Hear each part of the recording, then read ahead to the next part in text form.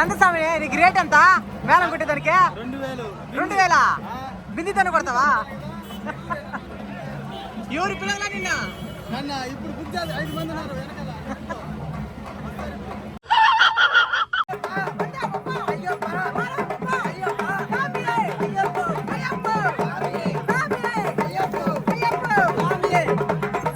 ఇక్కడున్న మణిమాల నదిలో స్నానం ఆచరించి నీలక్కల్కి బయలుదేరాం.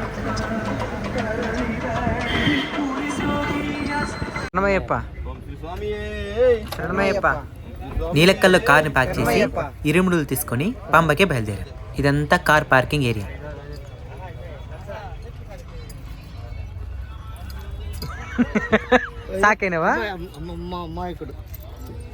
నీలక్కల్లో ఒక శివాలయం ఉంది. మేము ఇప్పుడు దర్శించుకోలేకపోయాము. మీరు ఎవరైనా దర్శించుకొని ఉంటే తప్పకుండా కామెంట్ చేయండి. మన బస్ స్టాండ్ దగ్గరే ఉంటుంది. దర్శించుకున్న వాళ్ళు తప్పకుండా కామెంట్ చేయండి.